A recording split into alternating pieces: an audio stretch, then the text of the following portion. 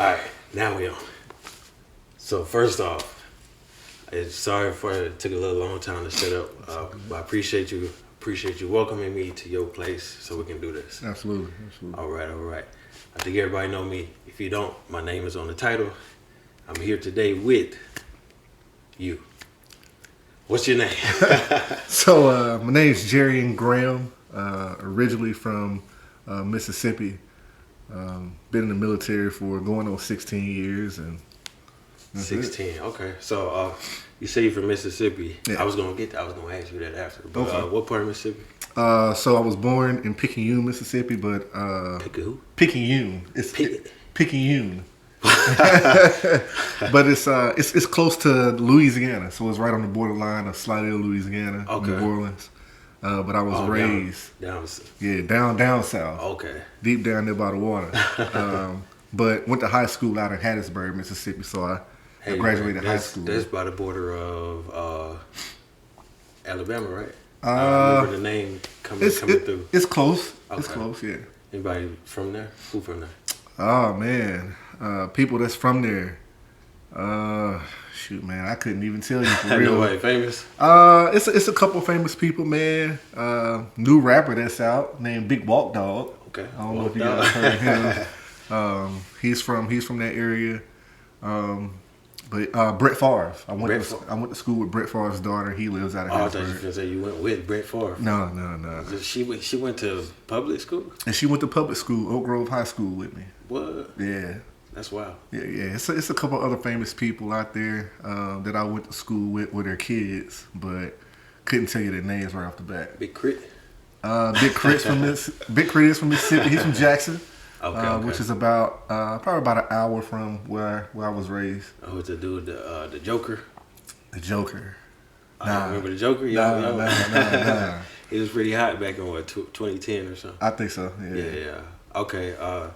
So what was life like for you in those early days? Man, growing up in Picayune through my adolescent years, man, it was rough. Grew up in pretty much in the hood of Picayune, the east side. Okay. Throw your ease up. Yeah, man. A lot of guys that I grew up with are still in that area. Mm-hmm. So no, it was difficult being raised in that part of the city, or in Mississippi, period. Okay. Yeah. And when did you move on to Hattiesburg? I moved to Hattiesburg my ninth grade year. Oh well, no, it was before then. I think I was 7th grade. Okay. Moved to Hattiesburg, Mississippi. Me and my mom, we moved around a lot throughout my years. Her trying to find her profession and provide. Okay. So yeah, Like 7th grade. What mothers do. Yeah, absolutely. Okay. So high school, that's what you play sports or anything? Yeah, play sports. My big sport was basketball. I was a basketball guy. But growing up throughout my years, man, I played it all: football, baseball, basketball. Okay. Yeah. It's Bo Jackson out here. I'm trying to be. Deion Sanders. Yeah, Deion out there in JSU. You know what I mean? Okay. Where is that? Jackson State University. It's HBCU in Mississippi. Jackson, Mississippi. Okay, I didn't know that. Yeah. I've been hearing the news, but I didn't know he was from there. Yeah. Well, he's not from there. He's coaching. Yeah, coaching there. Okay. All right, so here we go. The Army. What got you coming this way? Oh man, freshman year of high school, Twin Towers was hit. So I remember that vividly. And I knew then that I wanted to do something for my country, man. Mm-hmm. So ninth grade, up until I believe I was a junior. When I was a junior, I joined the National Guard. Oh wow! And did the split option. So I went to basic training after the summer after my junior year, going into my senior year. Yeah. So you come back like your senior year. You're a soldier now. Yeah, I'm a soldier. What? Yeah, in the National You Guard. had to get permission to go when you're 17? My mom signed off because I knew I didn't want to stay in Mississippi just from from growing up as a child and the things that I experienced. So, you know, my mom being a single parent, I was like, man, I got to do something different. So, yeah. She didn't give you no pushback or nothing? She just... Nah, man, no pushback. Straight supporter. Straight support, man. Okay, where you go to basic at? I went to basic in Fort Jackson. Fort Jackson, South Carolina. Relaxing. Relaxing. It wasn't relaxing, it was hot. You know what I mean? So, actually, my drill sergeant ended up being, Drill Sergeant Haynes ended up being my battalion sergeant major when I got to Fort Bragg. Your first assignment? No, this was probably about my third assignment. Okay. I was a staff sergeant by then, but yeah. He remember you? He remembered exactly who I was. Yeah. What was basic like for you? Was it tough or? As a young kid, not really growing up with a structured household, it was difficult. Okay. Yeah. Put a little fear in you. Definitely put some fear in me. Oh, you get to that point where you're like, man, what did I get myself into? Yeah, absolutely. Yeah. On the bus, they told us, you know, put your head down and close your eyes, and they was talking to us all night. Put your head in your bag. Yeah. And put your face in your bag. Put your face in your bag. And the bus stopped, and I remember the drill sergeant saying, "Hey, this is the last time I'm going to speak to you like this in this manner." And it went down from there. Oh, as soon as you got off the bus? Man, as soon as I got off the bus, it was a struggle. That shark attack. Yeah. Okay. So, I mean, anybody from your hometown or anything end up going with you? From my hometown, no, not that I know of. Okay. All right. So after that, you went to AIT. Yeah. So after. Oh wait, you went to AIT in that summer, or you went? No, I just went to basic. Okay. Yeah, and after I graduated high school, after my senior year, I went to AIT. You had to get no little refresher or nothing. It's just, hey, no, you already good. So go on to AIT. Straight to AIT. Okay. Yeah. So you're probably the youngest person in AIT. I think I was. Yeah. That's pretty cool. Yeah. So where you say you went to AIT at? I went to AIT at Fort Lee, Virginia. Fort Lee. Yeah. And you are. I don't know this for a fact, but you supply, right? Supply, 92 Yankee. Okay. Yeah. And that was pretty different, huh? It was different. Y'all had drill sergeant at the time? Yeah, we had drill sergeant. Okay. Yeah. So it's different from now. They got drill sergeant now, but it's a little different now. It was a lot different. It wasn't basic training, but it was still tough. It was a little more relaxing. Yeah. Unlike Jackson. Yeah, okay. Yeah. So you meet some cool people out there? I met a lot of cool people. A lot of people that I'm still friends with to this day. Okay. Some stayed in the military, some didn't. Right. But it be like that. Yeah. You probably one of the few that's still in. Yeah, I think so. Yeah. Well, so what does your job entail? What is it? Really? So my job just basically entails property accountability. From company level up to brigade staff level, and just making sure the commander's taken care of when it comes to his property and the dollar value, and making sure they're doing the right thing. Yeah. Okay, so I know a lot of people probably think everybody in the Army is just out there pew pew pew pew. Yeah, that's what most people think. Yeah, but it ain't like that at all. You pretty much got a desk job. Yeah. Office job. Yeah. But you still got to get out there and do your thing. Yeah. Every now and then. Yeah. But okay, so after AIT, you go home for leave. What is it? Your boys like, oh, look at him now. Yeah. After AIT, went back to Hattiesburg.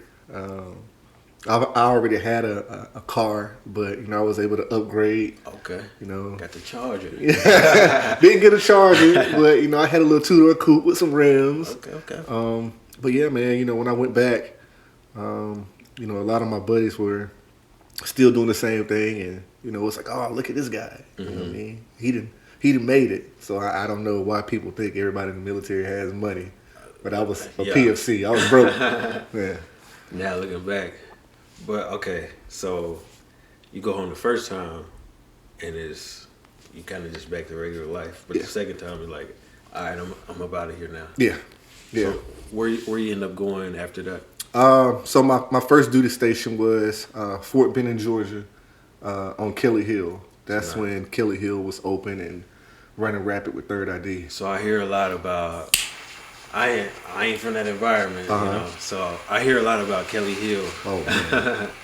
Being in two different infantry units. Mm-hmm. So what's that about?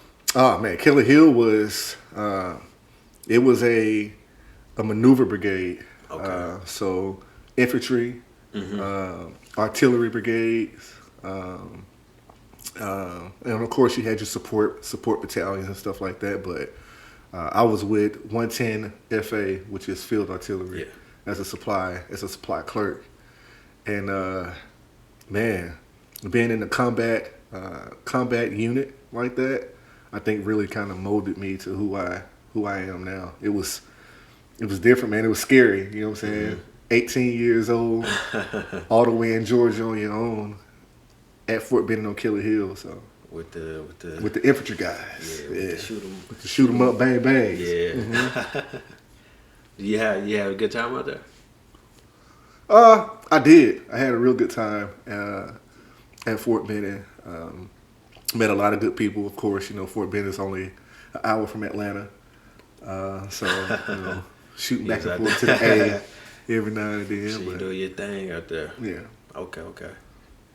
What was after that? After Fort Benning? So after Fort Benning, I went back to where I went to basic, which is Fort Jackson, and one of the basic training battalions. And life. It was a different life.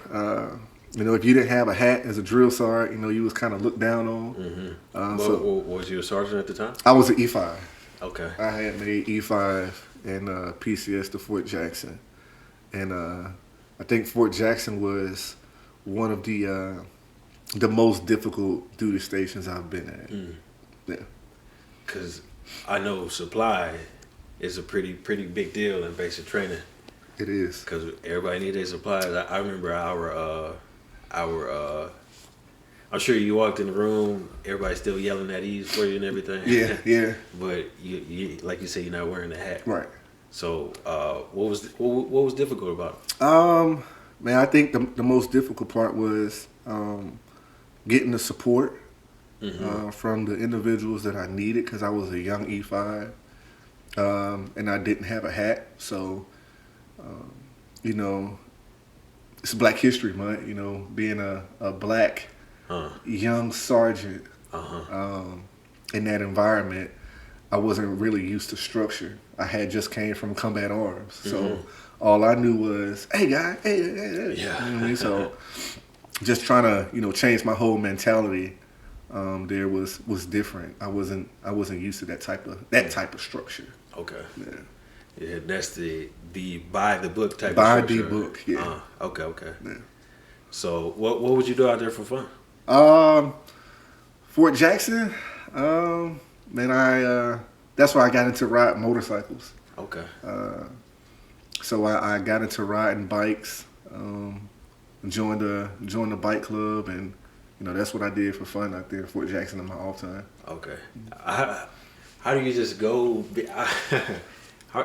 You just say, "Hey, I got a bike. I'm trying to hang out with people," or no, you just gotta meet some folks and you gotta kind of meet some people. They invite you in, and you go through a little process of hanging around and learning about their history, and then go through they call a probing process. And it's almost like a joining a frat or something. Yeah, pretty much. Okay. Yeah. Okay. So what else? Fort Jackson. I mean, that's right there by the beach. It's right there by the beach. Young E5 again. I wasn't. You're single? I was no. I wasn't single at the time. So like I said, man, it was work. Not a lot of play. Okay. So Fort Jackson, I really didn't get a lot of time to venture out. I did have a couple opportunities to ride my bike out to Myrtle Beach. Black Bike Week. Yeah, Black Bike Week. Oh man. But that's really it. Okay. Okay. So after there. After Fort Jackson. That's the Fort Bragg days? No. Okay. After that, man, still ain't there yet. After that, I PCS to Fort Wainwright, Alaska. Oof. Yeah. Fort Wainwright, Alaska. All right, so coming from the south, the deep south, and then you going to the deep north. You all the way up, as north as you can go. Yeah. What is that like in Alaska? Man, it was a culture shock. It was a culture shock for me. Very secluded. Super cold. Snow all the time. Snowed a lot during the summer months. You know, they have the 3-month period where it's daylight outside All day. You get a little dusk dawn period, but it's really just sun out. It just the sun just took a little nap. It just took a little nap for about 5 minutes and just back up, man. And the mosquitoes, man, during the summer month is crazy. It's crazy. Just swarms of them. I ain't think they had. I wouldn't think they had. I ain't never been at mosquitoes up there. Man, this is bad.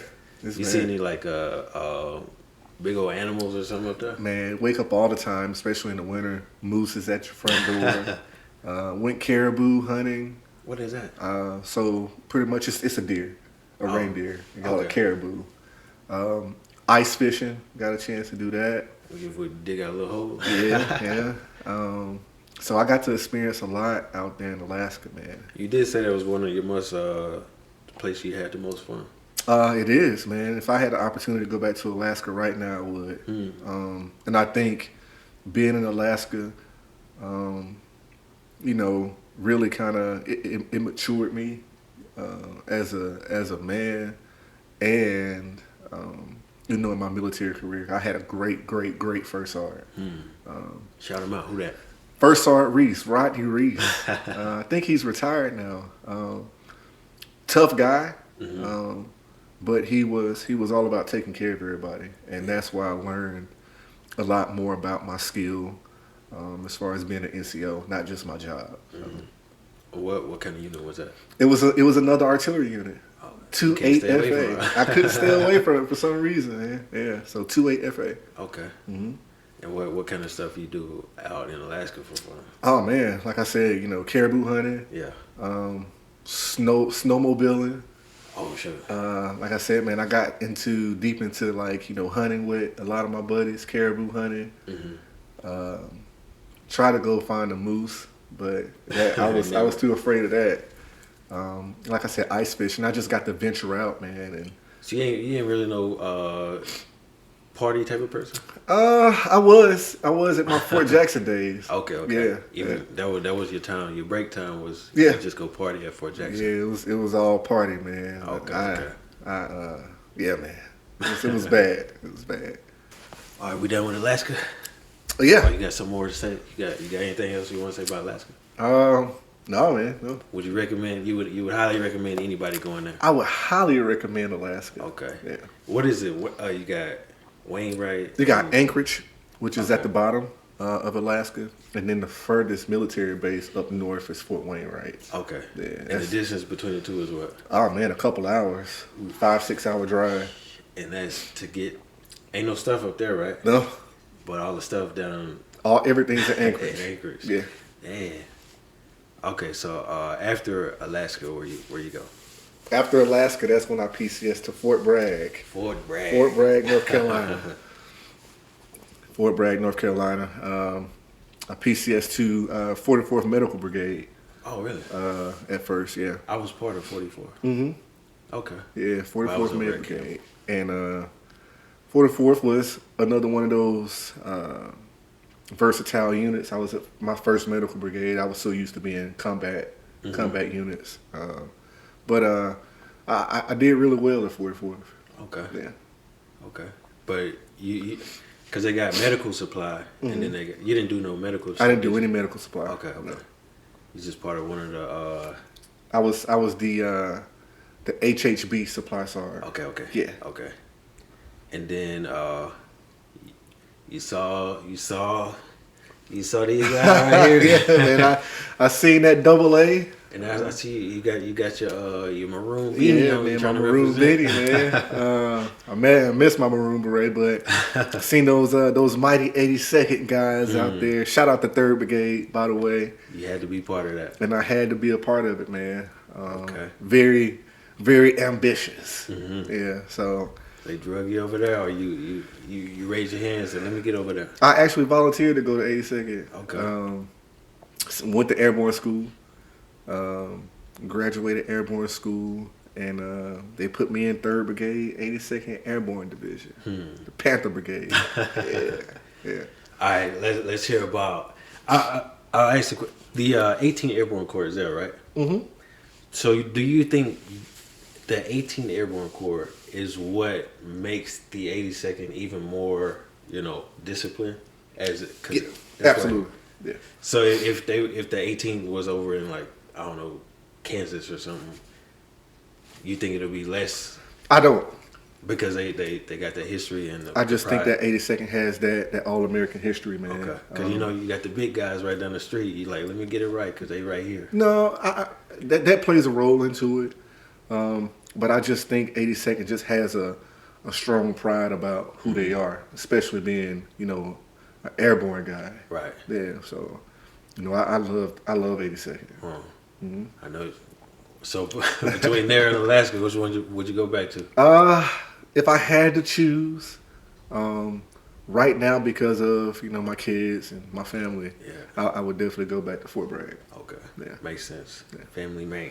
Family man. Okay, so what is it like jumping up out of that airplane? Oh man, I think my first time jumping, which was in airborne school, I blacked out.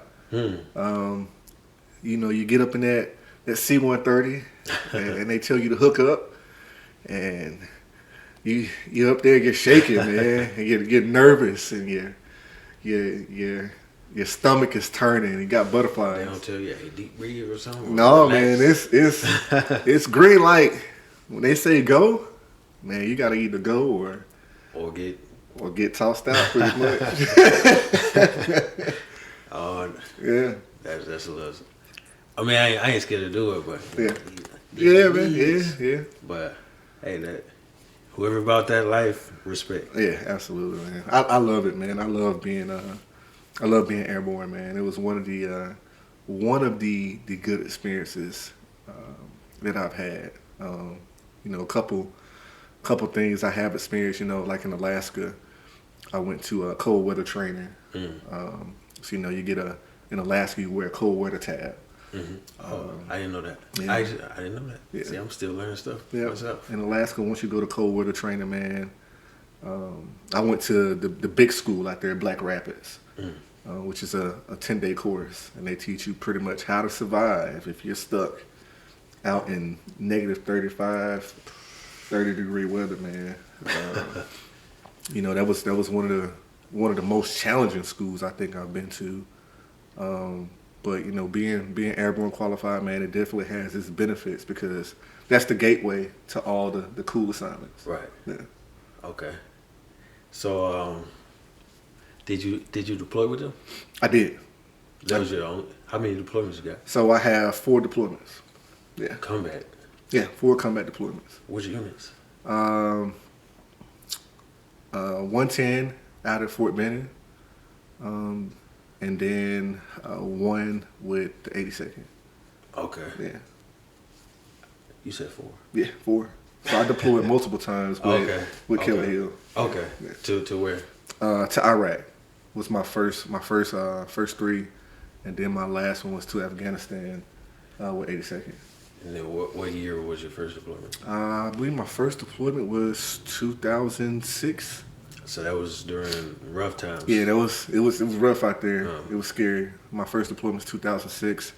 My last deployment was 2020, 2021. We was there for 9 months. In Iraq? In Afghanistan. Okay. Yeah. Deploy y'all was running missions all the time, constantly. When I was with 110 FA, we were running missions a lot. And that was one of the tasks that we had. My first deployment, they were shooting the big guns for fire support out there.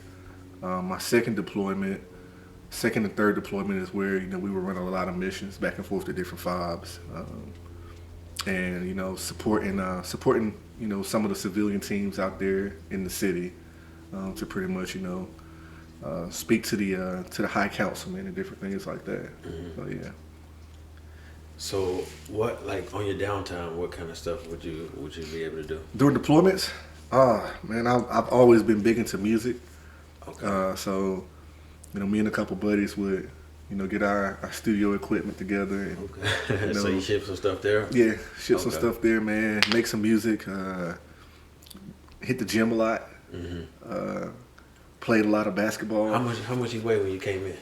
Man, I think I was maybe about 150 when I came in. I was a little skinny guy, man. Real for real. I done beefed up a lot. Down probably during deployment a lot, huh? Oh yeah. That's why I really learned about weight training and putting on size and stuff like that. Yeah. Okay. So your last deployment, 2020, that was during COVID? It was right before COVID. So y'all left right before it started, or y'all was there when it was going on? So I think I got the dates wrong. I think it was 2019. Okay. 2019 to 2020. Okay. When I came back, that's when COVID kicked off. Okay. Yeah. Dang. So I had a buddy out there. He said it just kind of sucked being there during COVID. Yeah. You're just stuck in one place. I know it's deployment. You're supposed to be, but yeah. Okay. So, all right. What's after Fort Bragg? Fort Bragg. After Fort Bragg. Mentally nothing. Mentally nothing. After Fort Bragg, mentally nothing. PCS to Redstone Arsenal here in Alabama. You just now coming from that? Yeah. So the Kool-Aid ain't even flushed out of me already. Yeah. You got here? I got here in August 2020. Okay. Yeah. I didn't realize you got here after me. Okay. So how's it been so far? How has it been so far, man? I think being in the COVID environment has made it. I'm tripping. You got here. You said August 2020. I think August 2020. Last year was 21. So you got here way before me. Yeah. Because I'm thinking we went to the thing together. Yeah. We went out to Indiana. Yeah. I'm tripping. Yeah. So got here August 2020. That's when COVID was running rampant, and it's been difficult. It's been a little difficult for me because I'm so used to being around soldiers, training, right. Jumps, C-130, C-17s. And here's the complete opposite. Civilians, retirees, and seniors. Yep. It's difficult. Yeah, I know you know that. I'm here, yeah. So and even I never had soldiers, but just being around, just young people. Yeah. And soldiers and just regular, young people. So we can't even really click up with nobody. Right. Oh, this my dude from work. Yeah. Because you only got 10 of us. Yeah, man. So it's been a little difficult being in this type of environment. Just the surroundings have completely changed, and you got to kind of change your whole mindset, right? Because we work with a lot of smart civilians, right? So, and then the commander being a general, and a 2-star command, right? I worked in brigade staff, but that was just a full bird, right? So. Not being able to have that direct access to your commander like you're used to. Hey, what's going on, sir, ma'am? Doing PT, hey, all the way, Yeah. It's a little different, the structure, so you gotta kind of take it and digest it a little bit. Corporate world, yeah. All right. So, okay, I got a few questions for you. Let me look at my phone real quick. You haven't been overseas yet? Overseas? Stations overseas? No, I haven't. You didn't ever. Besides, because Alaska is considered overseas. Yeah, but, Alaska considered overseas. Where would you want to go? If I had the opportunity, I'm close to retirement. If I had the opportunity, it would probably be Hawaii for my last duty station. Okay. Yeah. So I was gonna ask you, what's your one? What would be your one desired assignment? My one desired assignment right now would probably be Hawaii. Yeah. Okay. Yeah. And then my question was overseas or stateside? So probably overseas. Yeah. you get a little more money out there. Yeah. Okay. What's your favorite MRE? Oh, my favorite MRE is the Chili Mac. Chili Mac. heat up the cheese. You know what I'm saying? Pour it up in there, stir it up. You know what I mean? It's hitting. It's hitting. I ain't never been I probably ate the Chili Mac probably like 5 times before, but I'm down with the beef taco. Okay. Yeah, and the shredded beef. Yeah, that's good too. And the MRE really be good, especially when you're out there. Yeah. Me being a supply sergeant, I bring out the MREs. Yeah, so you get first pick. I go through there and let me find these Chili Macs real You quick. never had the pizza one? I never had the pizza one. It's overrated, but it's good. You got any small world, small army stories? Because it's a small army, like they say. Small world, small army stories. I think I do, man. Like I said, my drill sergeant ended up being my battalion sergeant major. Mm-hmm. And I first seen him. I said, "Sergeant major?" He was like, "I know you something, guy." I was He called you guy? Yeah. I said, "Sergeant major, you made me do Skittle PT." Skittle PT. Skittle PT. So, in basic training, we weren't allowed to have contraband. So, opened up an MRE. My MRE had Skittles. So I stuck them in my cargo pocket, went up to the barracks and put them in my wall locker, saved them for, when lights was out. We came up there the next day. I didn't get a chance to eat them. And a couple of my buddies left their wall lockers over. So he, trashed everybody's wall lockers. He found a bag of Skittles. So he made me open up the Skittles. And he made me put the Skittles in a formation. So 4 ranks of Skittles lined up in the formation. And he said, "Make your Skittles do push-ups." And attention. The push-up. He said, "Your Skittles aren't listening to you. Get down and push with them." NK that's 1, 2, 3. Your Skittles aren't doing push-ups. What is? And so it was crazy, man. It was pretty funny actually. So I reminded him of that. And he thought it was hilarious. So that was one of my small world, small stories right there, man. Skittle PT. That's wild. Yeah. All right. Okay. A year, and then the anthem for that year. What was your anthem? A time you was having a good time, and then the song that just stuck with you. Oh man, Fort Bragg, 2007. Anthem. A song comes to mind. The Dream was big, and my song was "I Love Your Girl." Oh. So that would be the year. That would be the anthem, man. So you was up to some foolery. Yeah, I was up to some foolery there. Okay. All right, give a shout out to 5 people. 5 people. Anytime. I would give a shout out to my boy Jermaine McIntyre. He was with me in Fort Benning. He's now as a master sergeant. I give a shout out to First Sergeant Reese because he impacted my life the way he did. I give a shout out to my soldier who's like a brother of mine now, Byron Mathis. I give another shout out to my boy Flex. He's retired. He's the one who taught me about, lifting weights. Mm-hmm. His name Flex? Yeah, well, his name's not Flex. We called him Flex. He's just a big dude. His nickname was Flexington Steel, actually. He was a big guy. And I would give a shout out to to my family. Mm-hmm. Because Okay. they stuck by me this entire time throughout my career. Okay, that's deep. Okay, any hobbies or, well, we're going to go habits first. You pick up any habits during your time in the Army? I picked up a lot of habits, man. Good? I picked bad? up some good habits, and I picked up some bad habits. I think one of the good habits was appearance. Mm-hmm. The military instilled appearance into me, like as far as being very high about how my uniform looks or how I look personally. Mm-hmm. I think one of the bad habits was probably drinking. Uh-oh. Yeah, everybody in the combat arm units, they drink. So You weren't drinking before you came in? No, not really. You were 18, so I was probably sneaking a little bit here and there, but yeah, Shout man. out to mom. But that was probably one of the good habits and the bad habits, man. But you had a good time. I had a great time. Okay. And what kind of hobbies?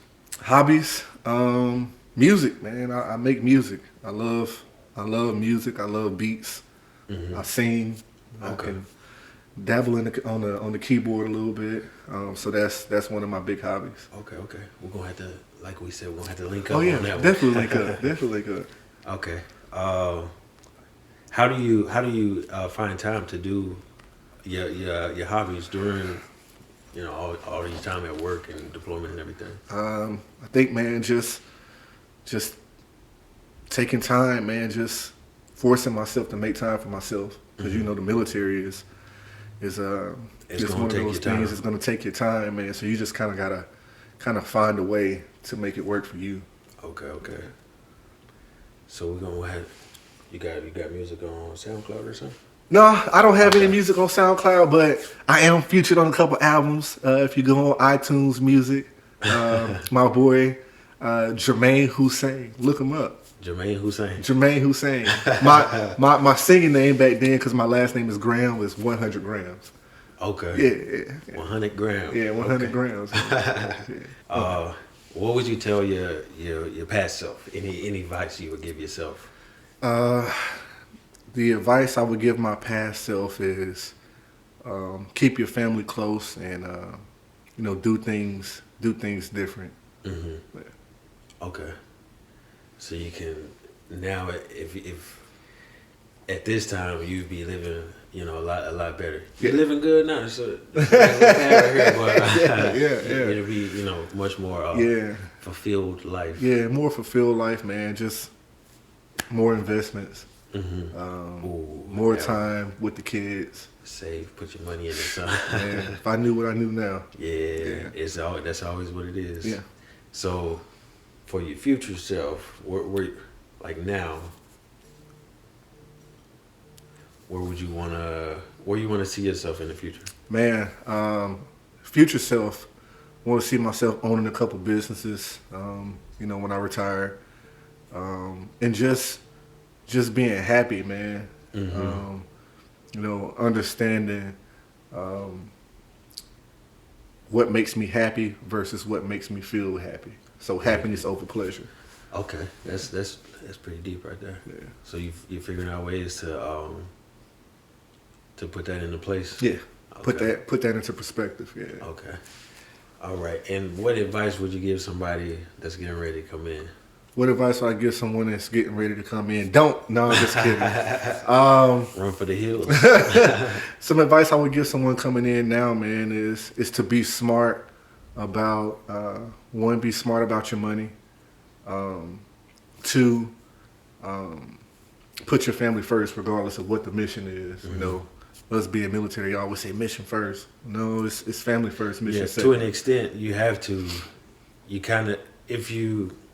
about the whole, that's what we're here to do. Yeah. But then you have to like, hey, this is family. We gotta take care of family. Yeah. Make sure family is straight. Make sure family is straight. Whatever you're sacrificing, the benefit gotta come back to them. Yeah. After all, yeah. Right. So all that time away from your family, I'm sure that, like, all those deployments. Yeah. Kind of, looking back now, it just don't feel good. Yeah. Okay.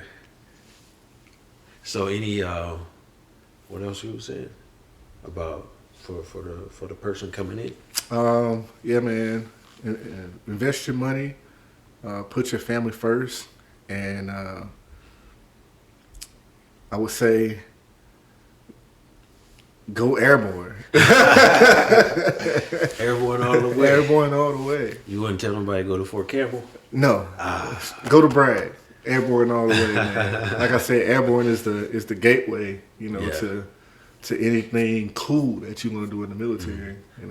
Do it while you're young. Do it while you're young. Your knees don't be hurting. Yeah, don't wait till you're in your 30s like I did, or your late 20s, I should say. Yeah. Okay, so Anything else you want to say? Man, I appreciate you taking the time, man. Give me the opportunity. Now this is dope, man. So whenever you get with your people, share it, and then you got your little bike club out here too. Yeah. I don't mean to say little. I got you. I definitely do that. Mm-hmm. All right. So I guess we can close out. You got anything else you want to say? That's it, man. I appreciate it. All right. Thanks, man. It's been real. Absolutely.